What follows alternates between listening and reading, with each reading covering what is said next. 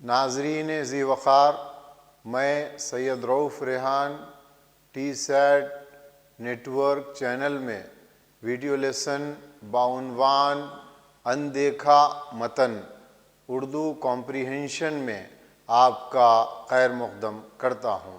Telangana state public service commission کے زیر اہتمام منعقد کیے جانے والے TRT ٹیچرز ریکروٹمنٹ ٹیسٹ برائے اسکول اسسٹنٹ اردو کے ضمن میں ٹی سیٹ نیٹ ورک چینل اور حکومت تلنگانہ کے اشتراک سے ویڈیو اسباق پیش کیے جا رہے ہیں۔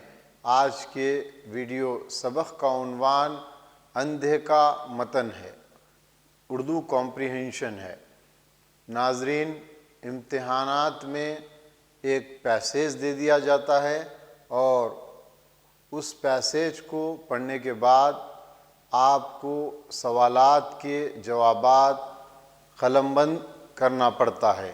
اسی لیے یہ اہم عنوان ہے۔ اگر آپ اس کا بغور جائزہ لیں گے اور اس کی مشق کریں گے، ہمیں قوی امید ہے کہ آپ کو اس عنوان کے تحت جتنے نشانات مختص کیے جائیں گے اتنے نشانات حاصل ہوں گے، کیونکہ کمپریہنشن میں تفہیم کی اہمیت بہت زیادہ ہے۔ انڈرسٹینڈنگ کرنا چاہیے، پڑھنا چاہیے۔ آئیے اردو کمپریہنشن کے تحت سب سے پہلے ہم نثر کے مختلف عبارتوں کو پڑھیں گے اور اس کے سوالات و جوابات کو حل کرنے کی کوشش کریں گے۔ مشق نمبر 1 دی گئی عبارت یہ ہے، اندیکھا متن یہ ہے: آج راکھی کا تہوار ہے۔ کانتا اور شانتا دو بہنیں ہیں۔ بادل گرج رہا ہے اور زور و شور سے ہوا چل رہی ہے، جس کی وجہ سے کمرے کی کھڑکی کھل گئی۔ کانتا نے دیکھا کہ باہر بارش ہو رہی ہے۔ رات کے 8:30 بج چکے ہیں۔ شانتا نے آج صبح ہی ونود کو راکھی کے لیے کہا تھا۔ وہ دونوں بہنیں ونود کا انتظار کر رہی ہیں۔ شانتا کو یقین ہے کہ ونود راکھی بندھوانے ضرور آئے گا، لیکن ماں کہتی ہے کہ اس اندھیری رات میں ہم غریبوں کے پاس کون آئے گا؟ شانتا رونے لگتی ہے۔ ماں اسے دلاسا دے کر کہتی ہے کہ اگر آج تیرا حقیقی بھائی ہوتا تو اس کی انتظار کی ضرورت کیا تھی؟ افسوس کہ میرے چاند سے بیٹے کو ڈاکو اٹھا لے گئے۔ انتظار کی تکلیف موت سے کم نہیں ہوتی۔ دروازے کی ہر آہٹ پر شانتا سمجھتی کہ ونود آ گیا۔ کئی مرتبہ آہٹ ہوئی لیکن ونود نہیں آیا۔ ماں نے ایسے وقت میں اس کے باپ اور بھائی کا قصہ سنایا اور دکھی ہوئی کہ اس کے چاند سے بیٹے کو ڈاکو اٹھا لے گئے۔ اتنے میں بادل خوب گرجنے لگے اور بارش بڑھ گئی۔ ماں نے کانتا سے کھڑکی بند کرنے کے لیے کہا، لیکن شانتا نے کھڑکی بند کرنے سے منع کر دیا اور کہا کہ اگر ونود آئے گا تو بند کھڑکی کو دیکھ کر کہیں واپس نہ ہو جائے۔ کانتا نے جواب دیا کہ کون ہم غریب بہنوں کا بھائی بننے تیار ہوگا؟ ہماری راکھی بھی کون سی قیمتی ہے، کون مفت میں خرچ میں پڑتا ہے؟ تم خواہ انتظار کر رہی ہو۔ لیکن شانتا بڑی بے چینی سے ونود کا انتظار کر رہی ہے۔ متن دے دیا گیا ہے اور یہاں پر سوالات پوچھے جا رہے ہیں۔ دیکھیے سوال نمبر 1 پوچھا گیا کہ راکھی کا تہوار کیا ہے، یعنی راکھی کے تہوار سے کیا مراد ہے۔ اس کے 4 آپشنز دیے گئے۔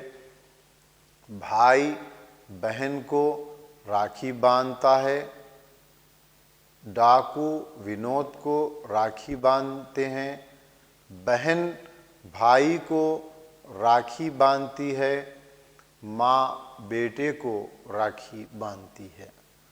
تو راکھی تہوار کے معنی یہ ہیں کہ بہن بھائی کو راکھی باندھتی ہے۔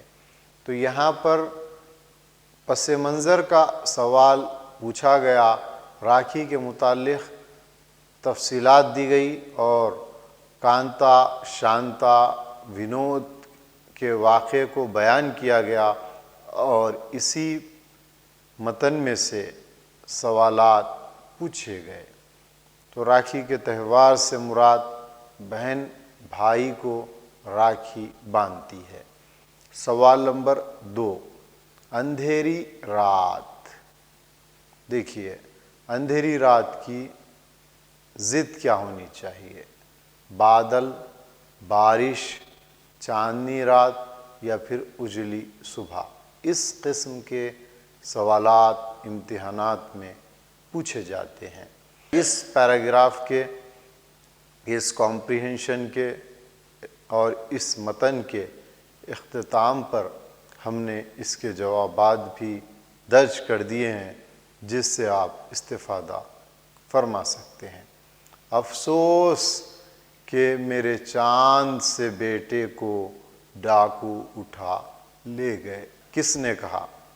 ماں نے کہا، ونود نے کہا، پھر کانتا نے کہا یا پھر شانتا نے کہا۔ یہاں پر 4 سوالات، ایک قول دے دیا گیا کہ افسوس کہ میرے چاند سے بیٹے کو ڈاکو اٹھا لے گئے۔ اس متن میں اس بات کی وضاحت یا پھر یہ جملے کس کی زبان سے نکلے؟ ماں کی زبان سے یہ جملے نکلے تھے۔ شانتا نے ماں کے کہنے پر بھی کھڑکی کیوں بند نہیں کی؟ کھڑکی کو دیکھ کر ونود آئے گا، بارش باہر تیز ہو رہی تھی، بند کھڑکی کو دیکھ کر ونود چلا جائے گا، یا پھر کھڑکی میں سے شانتا دیکھ رہی تھی۔ یہاں پر سوال پوچھا گیا کہ شانتا نے ماں کے کہنے پر کھڑکی کیوں بند نہیں کی؟ کیونکہ شانتا اور کانتا یہ چاہتے تھے کہ بند کھڑکی کو دیکھ کر ونود نہ چلا جائے۔ کون ہم غریب بہنوں کا بھائی بننے تیار ہوگا؟ اس کا مطلب کیا ہے؟ ونود نے دونوں بہنوں کو دھوکہ دیا۔ دولت مند سماج میں غریبوں کی اہمیت نہیں ہے، حقیقی بھائی پر ہی بھروسہ کیا جاتا ہے، یا پھر ونود کی بہنوں کی محبت کا احساس نہیں؟ یہاں پر اس کا مطلب پوچھا گیا۔ خواہ مخواہ یہ کیا ہے؟ جملہ ہے، ملتف لفظ ہے، مرکب لفظ ہے یا پھر مفرد لفظ ہے؟ یہ بھی سوال پوچھا گیا۔ رات کے کتنے بج چکے تھے؟ 7 بجے، 8 بجے، 5 بجے، 3 بجے۔ چاند سے بیٹے کو کون اٹھا لے گئے؟ پولیس، دوست، ڈاکو، ان میں سے کوئی نہیں۔ ناظرین، سوالات کے جوابات ہم نے آپ کے اسکرین پر جو سلائیڈ پیش کیا جا رہا ہے اس میں دے دیے ہیں۔ جو پہلے سوال کا جواب 3 ہے، دوسرے سوال کا جواب بھی 3 ہے، چوتھے سوال کا جواب 3 ہے، اسی طرح 5ویں سوال کا جواب 2 ہے، 6ویں سوال کا جواب 3 ہے، 7ویں سوال کا جواب 2 ہے، اور 8ویں سوال کا جواب ہے وہ 3 ہے۔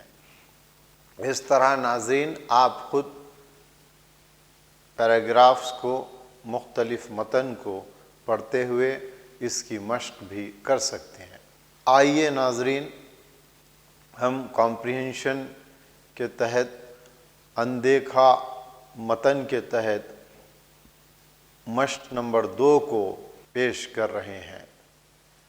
علم انسان کے لیے ترقی کا ذریعہ ہے، یہ انسان کے لیے چراغ ہدایت ہے، اس سے انسان اپنے نقائص کو دور کرتے ہیں۔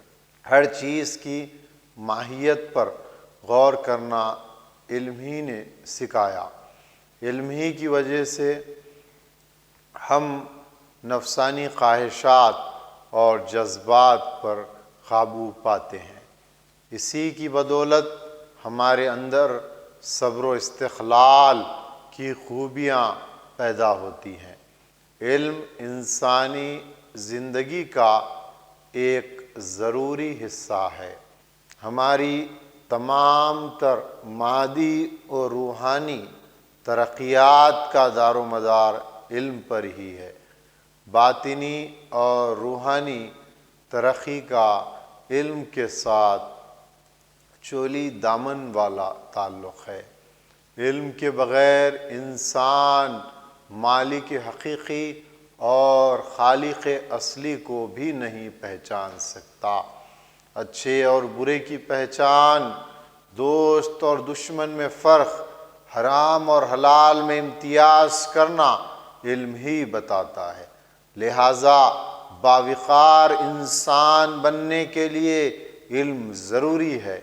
علم ایک بڑی طاقت ہے، اس کا مطلب یہ ہے کہ کسی قسم کا کام بغیر علم کے پورا نہیں کیا جا سکتا۔ علم انسان کا ایک بڑا ہتھیار ہے، اس کی مدد سے انسان نے بڑے بڑے کارنامے انجام دیے ہیں۔ علم انسانی طاقت میں اضافہ کرتا ہے، یہ علم ہی کا طفیل ہے کہ انسان ترقی یافتہ زندگی گزارنے کا حقدار بنا ہے۔ ہماری ترقیات کا گہوارہ علم اور صرف علمی ہے۔ ہم تہذیب و ترقی کی جس منزل پر آج پہنچ چکے ہیں یہ علم ہی کا فیضان ہے، اگرچہ آسمان وہی ہے زمین وہی نہیں ہے۔ ناظرین، علم کی بدولت انسان نے ترقی کے قابل رشک منازل طے کیے، علم ہی کی بدولت انسان نے فلک بوس عمارتوں کی تعمیر کی، علم ہی کے سبب انسان تہذیب، تمدن، اقدار اور تشخص کا ترجمان بن چکا ہے۔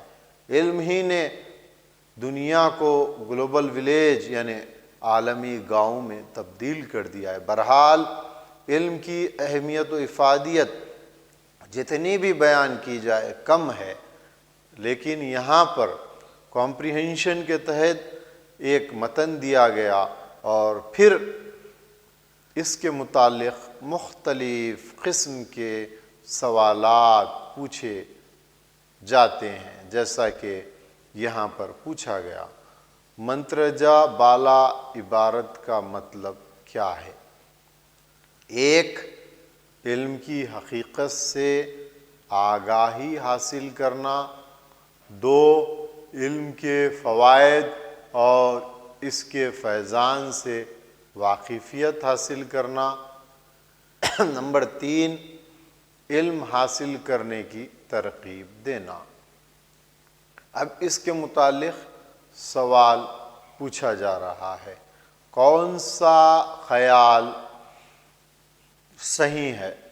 پہلا، دوسرا، تیسرا یا پھر تینوں بھی؟ دوسرا سوال پوچھا جا رہا ہے، ان الفاظ کی ضد ظاہری، حقیقی، استقلال، ترقی، ترتیب کے ساتھ یہ ہیں: باطنی، مجازی، متزلزل، تنزل۔ نمبر 2، باطن، غیر حقیقی، استقدام، تنزل۔ نمبر 3، پوشیدگی، مجازی، متزلزل، غیر ترقی۔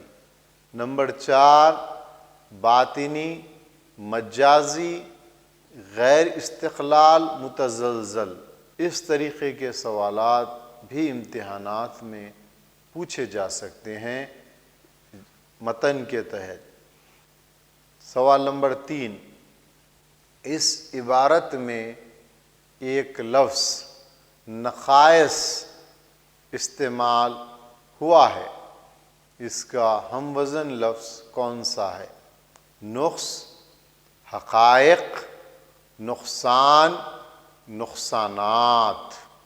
دیکھیے، نقص کا متبادل نہیں بلکہ ہم وزن لفظ کون سا ہے، اس کی شناخت کیجیے۔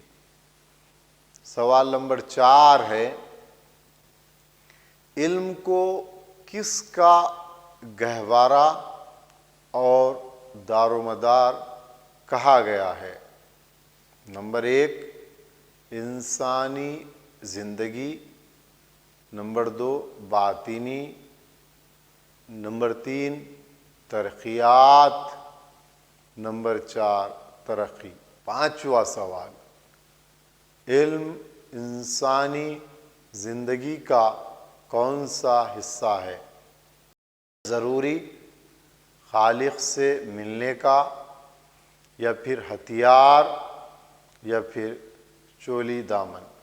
6واں سوال ہے، باوقار زندگی گزارنے کے لیے کیا ضروری ہے؟ دولت کا ہونا ضروری ہے، شہرت کا، یا پھر علم کا، یا پھر تعلقات کا؟ امتیاز کے معنی کیا ہیں؟ مشابہت، فرق، استقلال، یا پھر شناخت؟ علم کی جمع کیا ہے؟ عالم، فنون، علماء، یا پھر علم؟ وضاحت کی جا چکی ہے کہ آج کے ویڈیو سبق کا عنوان کمپریہنشن یا پھر اندیکھا متن ہے، اور اس ضمن میں ہم مختلف نثر کے تحت اندیکھا جو متن ہوتے ہیں اس کی مشق کر رہے ہیں، اور یہ بات واضح ہو رہی ہے کہ متن میں الفاظ کے معنی پوچھے جاتے ہیں، متن میں الفاظ کی جمع پوچھی جاتی ہے، متن میں الفاظ کی ضد پوچھی جاتی ہے، متن میں الفاظ کے ہم معنی اور ہم وزن الفاظ بھی پوچھے جاتے ہیں، اور متن میں محاورے بھی پوچھے جاتے ہیں۔ نیز بعض متن میں قواعد کے بھی مختلف سوالات دریافت کیے جاتے ہیں۔ ناظرین، اگر ان 8 سوالات کے جوابات کی یہاں پر دی جا چکی ہے، پہلے سوال کا جواب 4 ہے، دوسرے کا 1 ہے، تیسرے کا 2 ہے، چوتھے کا 3 ہے، پانچویں کا 1 ہے، چھٹے کا 3 ہے، ساتویں کا 2 ہے، اور 8ویں کا 4 ہے۔ آپ اس سے استفادہ کر سکتے ہیں۔ ناظرین بتمکین، Telangana state public service commission کے زیر اہتمام ٹیچرز ریکروٹمنٹ ٹیسٹ برائے اسکول اسسٹنٹ اردو عنقریب منعقد کیا جانے والا ہے، اور اس ضمن میں ٹی سیٹ چینل کی جانب سے اردو نصاب کے مطابق سیکنڈری گریڈ اور اسکول اسسٹنٹ کو پیش نظر رکھتے ہوئے مختلف ویڈیو اسباق پیش کیے جا رہے ہیں، جسے ٹی سیٹ چینل اور یوٹیوب کے ذریعے آپ استفادہ کر سکتے ہیں۔ اس سے قبل ٹی سیٹ چینل کی جانب سے مختلف عناوین پر اردو کے ویڈیو اسباق بنائے گئے، جس میں قابل ذکر اردو زبان و ادب کی تاریخ کے مختلف حصے اول، حصے دوم، حصے سوم، حصے چہارم، حصے پنجم، حصے ششم ہے۔ پھر اردو کے عظیم ناول نگار کے تحت بھی 2 ویڈیو اسباق پیش کیے جا چکے ہیں، اور مزید اردو مصنفین اور اسباق جماعت سوم تا دہم اور ان کے کارنامے، اس کو بھی پیش کیا گیا۔ اس کے علاوہ قواعد اور ایلیمنٹس آف لینگویج، عناصر زبان کے عناوین کے تحت بھی 4 ویڈیو اسباق عرقریزی سے تیار کرتے ہوئے ویڈیو پریزنٹیشن کے توسط سے پیش کیے جا چکے ہیں۔ آپ اس سے ضرور استفادہ فرمائیں۔ میتھڈس آف ٹیچنگ، طریقہ تدریس کے تحت اصناف ادب کے عنوان پر بھی ویڈیو اسباق سے آپ ضرور استفادہ فرمائیں۔ ناظرین، آج کا عنوان کمپریہنشن یعنی اندیکھا متن ہے۔ ہم اندیکھا متن پر بات کر رہے ہیں، اور امتحانات میں اکثر چاہے وہ انگریزی کا پرچہ ہو یا اردو کا پرچہ ہو، اس میں انسین پیسج یا پھر کمپریہنشن کے عنوان پر ایک اندیکھا متن کے عنوان پر ایک متن دے دیا جاتا ہے، اور اس کی تفہیم کرتے ہوئے آپ کو اس کے سوالات کے جوابات دینے پڑتے ہیں۔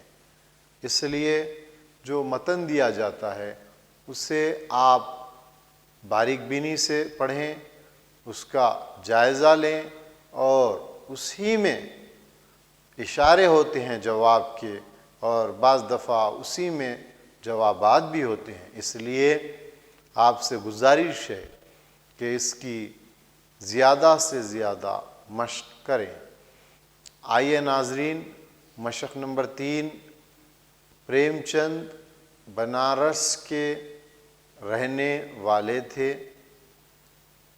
فارسی اور انگریزی کی اچھی تعلیم پائی تھی، BA پاس کر کے محکمہ تعلیم میں ملازم رہے، پھر نوکری چھوڑ کر تصنیف و تالیف میں ہمتاً مشغول ہو گئے، اور افسانہ نگاری میں کمال کا درجہ حاصل کیا۔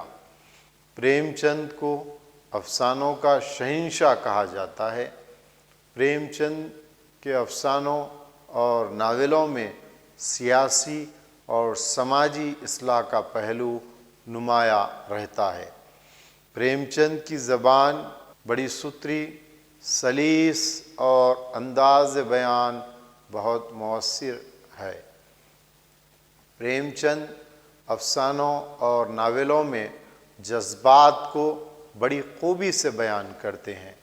ناولوں کے علاوہ ان کے افسانوں کے بہت سے مجموعے شائع ہوئے ہیں۔ پریم چند کا नाम धनपत राय था। नाजरीन, एक मतन दे दिया गया और इसके मुतालिक सवालात पूछे जाते हैं। अक्सर मतन चूँकि अदब के तहत उर्दू ज़बान का शुमार किया जाता है, इसलिए अदबी अनावीन पर भी मतन दिए जाते हैं। प्रेमचंद बेशक उर्दू के अजीम नावल निगार थे और उन्होंने बाज़ ऐसे नावल तहरीर किए जिनकी नज़ीर नहीं मिलती। बेशक प्रेमचंद ने देहातों की और देही ज़िंदगी की जिस तरह अक्कासी और तर्जुमानी अपने नावलों में की है, उसको पढ़ने के बाद क़ारी को महसूस होता है कि वो भी जो है गाँव या फिर देही ज़िंदगी में गुम हो चुका है। प्रेमचंद को इसलिए अफसानों का शहंशाह कहा जाता है। सम्राट उपन्यास के नाम से इन्हें जाना भी जाता है। अब इस कॉम्प्रिहेंशन के तहत किस नहज के सवालात इम्तिहानात में पूछे जा सकते हैं। नाजरीन, आपका जितना मुताला वसी होगा, आपको उर्दू ज़बान के तहत मालूमात जितनी आपकी वसी होंगी, इम्तिहानी नुक्ते नज़र से भी उतना आपको फ़ायदा होगा। क्योंकि ये जो TRT बराए स्कूल असिस्टेंट इम्तिहान मुनक़िद किया जाने वाला है, इसमें पार्ट 1 हिस्से अव्वल आम मालूमात और हालात हाज़िरा है, हिस्से दुवम प्रॉस्पेक्टिव इन एजुकेशन तनाजुर तालीम है और हिस्से सुवम उर्दू ज़बान के तहत कंटेंट मवाद है और तरीक़े तदरीस के तहत मुख्तलिफ़ अनावीन है। नाज़रीन, आप ज़रूर उर्दू ज़बान के वसी अदब के सरमाए का मुताला करें। यहाँ पर सवाल पूछा जा रहा है, ज़बान बड़ी सुथरी, सलीस और अंदाज़ बयान बहुत मुअस्सिर है। प्रेमचंद का ये अंदाज़ तहरीर किसके लिए है? अफसाने के लिए, नावल के लिए, अफसाना और नावल या फिर तहरीर के लिए? प्रेमचंद ने किस फ़न में कमाल का दर्जा हासिल किया? अफसाना निगारी, नावल निगारी, अफसाना और नावल या फिर तहरीर? मंदरजा बाला इबारत का ताल्लुक़ किस सिन्फ से है? सवान, तनक़ीद, तबसरा या फिर खाका? प्रेमचंद ने अफसानों के अलावा कौन सी सिन्फ में तबा आज़माई की? नावल, अफसाने, सवानेह? पांचवा सवाल, प्रेमचंद कहाँ के रहने वाले थे? इलाहाबाद, बनारस, दहली या फिर काशी? प्रेमचंद नौकरी छोड़कर किस में मसरूफ़ हो गए? शायरी, सहाफ़त, खिताबत, तसनीफ़ व तालीफ़? प्रेमचंद के नावलों के अलावा किसके मजमूए शाया हुए? अफसानों के, गज़ल के, नज़्म के या फिर क़सीदे के? प्रेमचंद का नाम क्या था? राय बहादुर, जगन्नाथ, धनपत राय, सुमुत राय? स्क्रीन पर जवाबात ज़ाहिर किए जा रहे हैं। पहले सवाल का जवाब 3 है, दूसरे सवाल का जवाब 1 है, तीसरे सवाल का जवाब भी 1 है। چوتھے اور پانچویں سوال کا جواب 2 ہے، چھٹے سوال کا جواب 4 ہے، 7ویں کا 1 ہے اور 8ویں کا 3 ہے۔ ناظرین، آپ تفہیم کرتے ہوئے آپ خود اس کے جوابات ڈھونڈ سکتے ہیں اور لکھ سکتے ہیں۔ ناظرین ذی وقار، آئیے مشق نمبر 4، اخلاق انسان کے تمام نیک اعمال اور پاکیزہ عادتوں کا نام ہے۔ اگر اخلاق کی طاقت نہ ہوتی تو تمام ملکوں کے بنائے ہوئے قانون بھی دنیا کے امن و چین کو قائم نہ رکھ سکتے تھے۔ اخلاقی تعلیم مذہبی ڈھنگ کی ہونی چاہیے، اس لیے مذہب اور اخلاق کا چولی دامن کا ساتھ ہے۔ مذہبی عقائد اخلاق کا اہم جز ہوتے ہیں۔ عقائد کو مذہب سے جدا کرنا کسی حال میں بھی ممکن نہیں ہے۔ اگر انسان کے پاس خدا کا تصور نہ ہو اور اپنے نیک اعمال کی جزا اور برے افعال کی سزا کا خوف نہ ہو تو پھر اس سے اخلاق کی پابندی نہیں ہو سکتی۔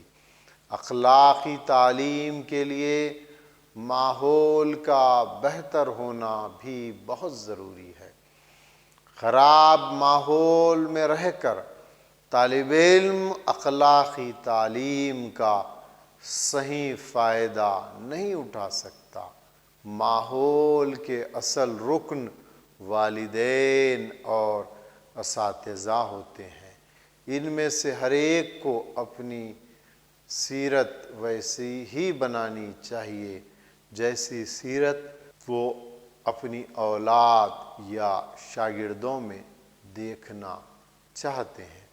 بہرحال اخلاقی تعلیم کے لیے ماحول کا بہتر ہونا بہت ضروری ہے۔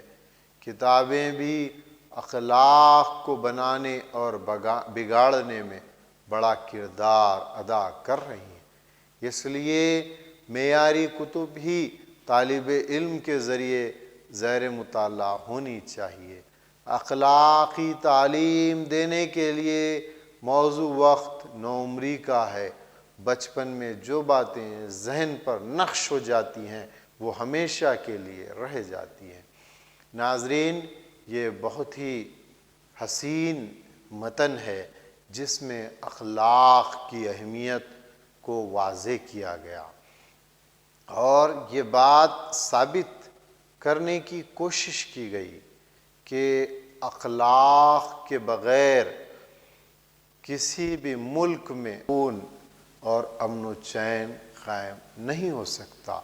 اور ایک بات اس متن میں جو بیان کی گئی ہے وہ یہ ہے کہ مذہب اور اخلاق دونوں کا تعلق بہت گہرا ہے اور مذہب سے عقائد کا تعلق بھی کافی گہرا ہے۔ اس کے علاوہ اگر انسان کو خدا کا تصور نہ ہو اور نیک اعمال کی جزا اور برے افعال کی سزا کا خوف نہ ہو تو مورل ویلیوز یا پھر اخلاقی اقدار پامال ہو سکتے ہیں۔ اخلاقی تعلیم کے لیے ماحول ایٹماسفیئر کا ہونا بھی بہت ضروری ہے۔ جیسا ماحول ہوتا ہے ویسا جو ہے بچہ بنتا ہے یا پھر بچے کی شخصیت نشو و نما پاتی ہے۔ اس لیے جیسی صحبت ہوتی ہے ویسی جو ہے شخصیت فروغ پاتی ہے اور اچھا ماحول بچے کو اچھا بناتا ہے اور ماحول کے جو اصل اراکین ہوتے ہیں وہ والدین اور اساتذہ ہوتے ہیں۔ والدین اور اساتذہ اگر خود مثالی بن جائیں اور خود نیک بن جائیں اور دیگر کے لیے مشعل راہ بن جائیں، تب طلبہ ہو یا پھر اولاد ہو، یہ دونوں بھی جو ہے مثالی زندگی بسر کر سکتے ہیں۔ اور ایک بات اس متن میں جو ظاہر کی گئی وہ یہ ہے کہ اچھے ادب کا ہونا بھی بہت ضروری ہے، معیاری کتابیں دینا بھی بچوں کو ضروری ہے، اور بچپن میں جو باتیں ذہن نشین ہو جاتی ہیں وہ ہمیشہ کے لیے رہ جاتی ہیں۔ نفسیاتی نقطہ نظر سے اگر ہم بات کریں تو نوعمری کا زمانہ، بچپن کا زمانہ کافی اہمیت کا حامل ہوتا ہے، اور بچے کے ذہن پر اس دور کے جو افکار، خیالات ذہن نشین ہوتے ہیں وہ ہمیشہ اس کو پیش نظر رکھتے ہوئے زندگی بسر کرتا ہے۔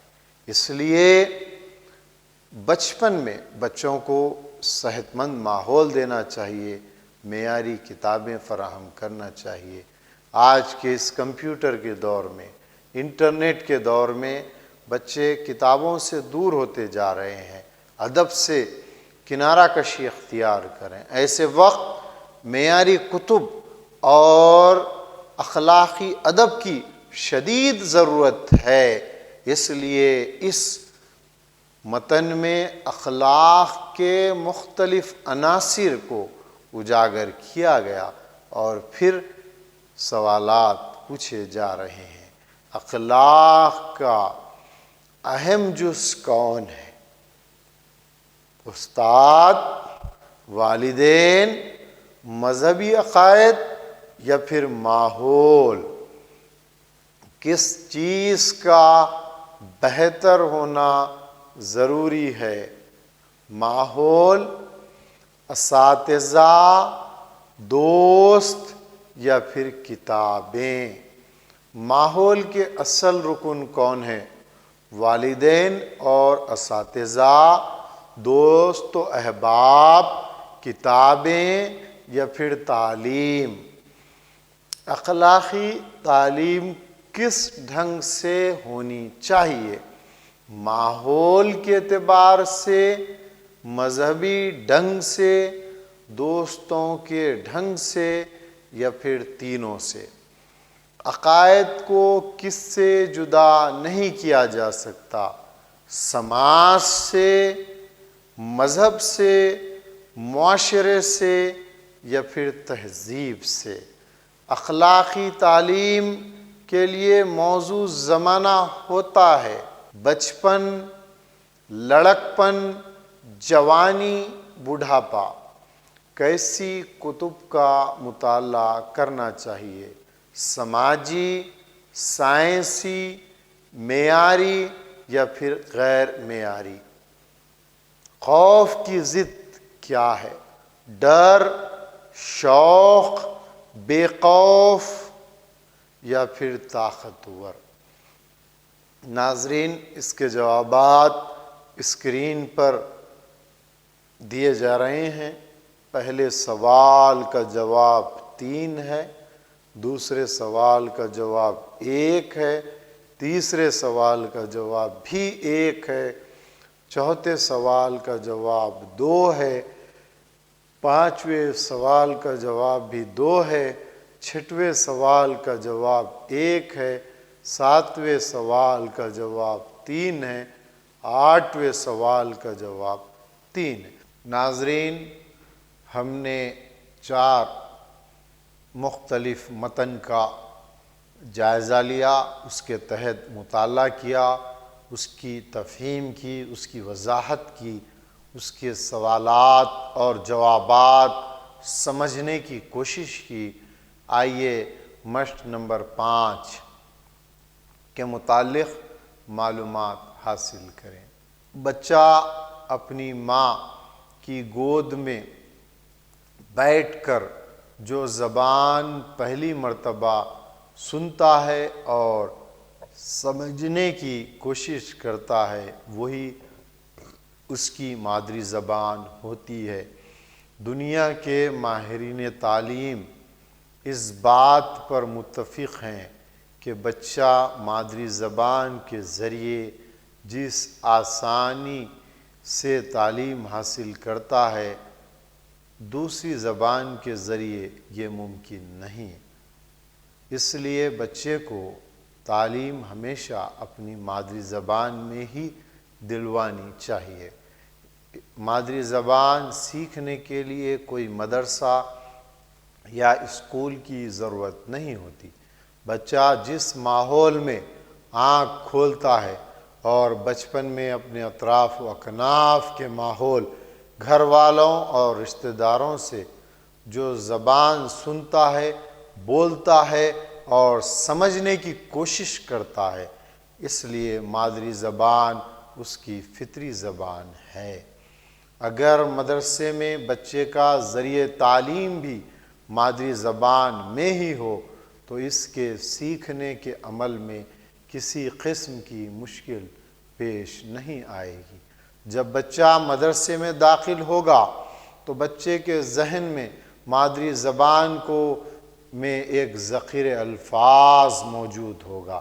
جب ذخیرہ الفاظ موجود ہوتا ہے تو مضامین کو سمجھنے کی صلاحیت بھی ہوگی اور وہ اپنے مضامین میں عبور حاصل کرے گا، کیونکہ جب سمجھنے کی صلاحیت ہوگی تب سمجھنے لگے گا، اور جب بچہ کوئی مضمون سمجھے گا تو اس میں اس کی دلچسپی پیدا ہوگی اور مہارت حاصل ہو جائے گی، اور جہاں مہارت ہوگی وہاں پر کامیابی یقینی ہوگی۔ ناظرین، اس کمپریہنشن میں، اس متن میں مدر ٹنگ کی، مادری زبان کی اہمیت و افادیت کو بڑے ہی اچھے انداز میں پیش کیا گیا۔ مادری زبان وہ زبان ہوتی ہے جو بچہ اپنی ماں سے سیکھتا ہے، اپنے والدین سے سیکھتا ہے، اپنے بھائی بہن سے سیکھتا ہے، اپنے دادا دادی سے سیکھتا ہے، اپنے نانا نانی سے سیکھتا ہے، اپنے خاندان سے سیکھتا ہے، رشتہ داروں سے سیکھتا ہے، دوست و احباب سے سیکھتا ہے، اسے ہر جگہ مادری زبان کا سابقہ پڑتا ہے۔ اس لیے مادری زبان کی اہمیت مسلمہ ہے۔ سب سے اہم بات مادری زبان کے متعلق ہم کہہ سکتے ہیں کہ جو خواب آتے ہیں وہ مادری زبان میں آتے ہیں، جو ادراک فروغ پاتا ہے مافی الذہن میں وہ مادری زبان میں ہی فروغ پاتے ہیں، جو تخیلات، تفکرات، افکار ذہن میں تخلیق پاتے ہیں وہ بھی مادری زبان کے ذریعے ہی فروغ پاتے ہیں۔ اس لیے مادری زبان کا ایک اسٹاک ہوتا ہے، ذخیرہ ہوتا ہے بچے کے ذہن میں، اور بچہ بغیر کسی رٹے اپنی مادری زبان کو آسانی سے بولتا ہے۔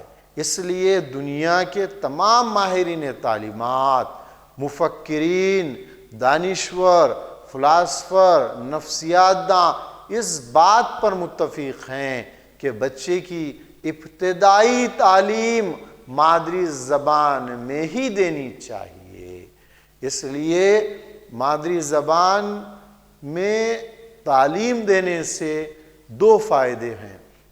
یہاں پر اس پیسیج میں بھی بتلایا گیا، ایک فائدہ یہ ہے کہ مادری زبان سیکھنے سے اس کے ادب میں اضافہ ہوگا، اس کو زبان آئے گی، اور دیگر جو مضامین ہوتے ہیں وہ مضامین کی جو اصطلاحات ہوتی ہیں، ٹرمینالوجی ہوتی ہے، وضاحت ہوتی ہے، ایکسپلینیشن ہوتا ہے، تفصیلات ہوتی ہیں، وہ مادری زبان میں آسانی سے آموزش کر سکتا ہے۔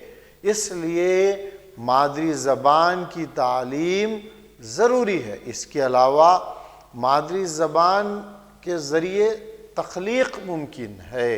ایک عظیم مفکر کا قول ہے کہ دنیا کی تاریخ میں یہ بات پتہ چلتی ہے کہ ذریعہ تعلیم کوئی بھی ہو سکتا ہے، لیکن تخلیق صرف مادری زبان کے توسط سے ہی کی جا سکتی ہے۔ اگر ہم دنیا کے ترقی یافتہ ممالک کا جائزہ لیں تو ہمیں پتہ چلے گا کہ وہاں پر بھی مادری زبان رائج ہے، اور وہ مادری زبان کی وجہ سے دنیا میں ترقی کر رہے ہیں اور اپنا سکہ جما رہے ہیں۔ ناظرین، بہرحال مادری زبان کی اہمیت و افادیت مسلمہ ہے، اور اس ضمن میں یہاں پر ایک متن بھی دیا گیا۔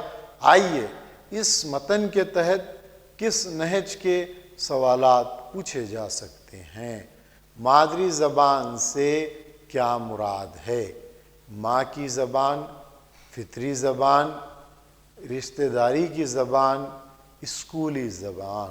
بچے کو کس زبان میں تعلیم دینے کی ترغیب دی جا رہی ہے؟ مادری زبان، مقامی زبان، انگریزی یا پھر تینوں؟ مہارت کیسے حاصل کی جا سکتی ہے؟ دلچسپی سے، زیادہ پڑھنے سے، بار بار لکھنے سے، یا پھر مشق کے ذریعے؟ متفق کا لفظ کس سے ماخوذ ہے؟ دیکھیے، اس قسم کا بھی سوال پوچھا جا سکتا ہے کہ متفق لفظ کس سے اخذ کیا گیا ہے؟ تفریق، نفاق، اتفاق، یا پھر متفرق؟ اظہار خیال مرکب اضافی ہے، اس میں سے مرکب غیر اضافی کی نشاندہی کیجیے۔ مادری زبان، شام رنگی، گلشن ہستی، ذریعہ تعلیم، یعنی ذریعہ تعلیم یا پھر مادری زبان۔ بچہ پہلے بولتا ہے، سنتا ہے، لکھتا ہے، یا پھر مادری زبان بولتا ہے؟ کامیابی کے لیے کیا ضروری ہے؟ محنت، کوشش، مہارت۔ مضامین کس کی جمع ہے؟ تالیف، تحریر، یا پھر مضمون؟ یہ تمام۔ ناظرین ذی وقار، Telangana state public service commission کے زیر اہتمام جو TRT تلنگانہ ریکروٹمنٹ ٹیسٹ برائے اسکول اسسٹنٹ اردو منعقد کیا جا رہا ہے، اس کے ضمن میں کمپریہنشن کے تحت، متن کے تحت مختلف ویڈیو اسباق آپ کو پیش کیے جائیں گے۔ اس سے ضرور استفادہ فرمائیں، اور اپنی طرف سے بھی مختلف کمپریہنشنز کا یا پھر اندیکھا متن کا مطالعہ کریں اور اس کی مشق کریں، ضرور آپ کو اس میں کامیابی ملے گی۔ آئیے ناظرین، ہم چھٹے مشق کی جانب بڑھیں۔ Exercise number 6۔ یہ صحیح ہے کہ معاش ہر آدمی کی ایک لازمی ضرورت ہے۔ ہر آدمی کو اپنے لیے کمانا ہے۔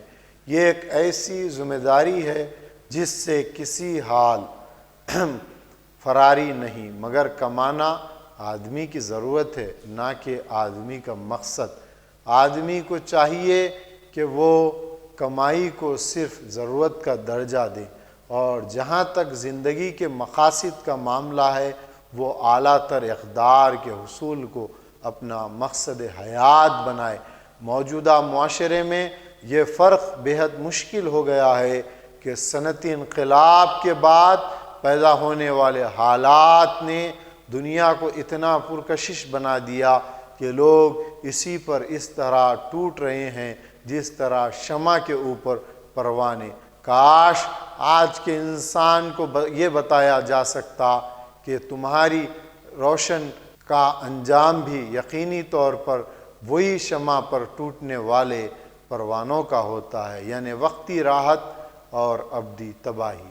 ناظرین ذی وقار، یہ بھی بہت اچھا اندیکھا متن ہے، اس میں مقصد حیات کو پیش کیا گیا اور روزگار، ذریعہ معاش، روپیہ کمانا، پیسہ کمانا ضروری ہے، لیکن مقصد حیات کیا ہونا چاہیے اس کو بھی اس متن میں واضح کیا گیا۔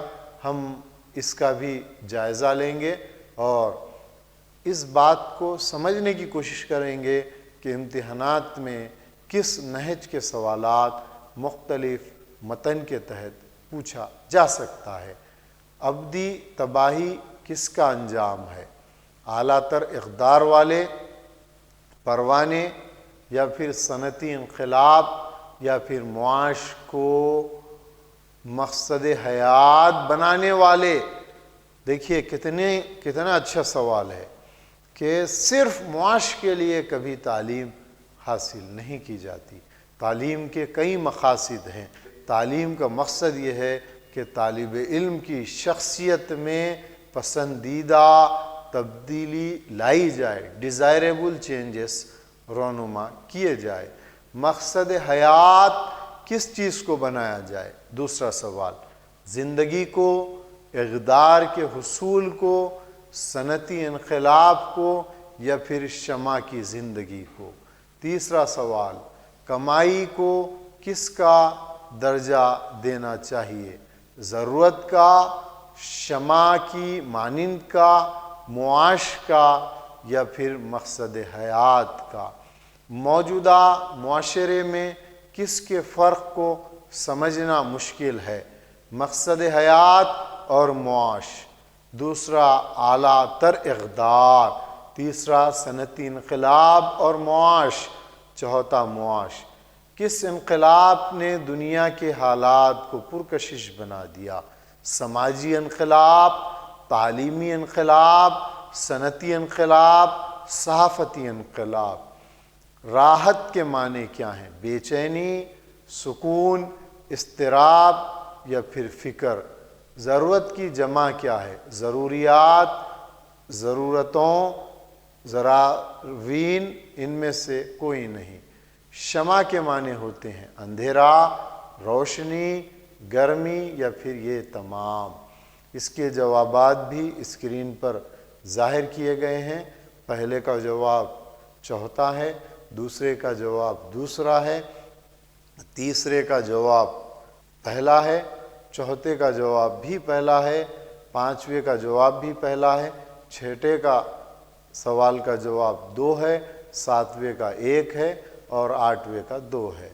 ناظرین ذی وقار، Telangana state public service commission کے زیر اہتمام منعقد کیے جانے والے TRT تلنگانہ کی جانب سے TRT جو منعقد کیا جا رہا ہے، ٹیچرس ریکروٹمنٹ ٹیسٹ، اس ضمن میں TSAT چینل کے توسط سے مختلف عناوین کے تحت ویڈیو اسباق پیش کیے جا رہے ہیں، اور آج کا جو عنوان تھا وہ عنوان اندیکھا متن یا پھر کمپریہنشن آف اردو لینگویج تھا، اور یہ آپ کے نصاب میں شامل ہے۔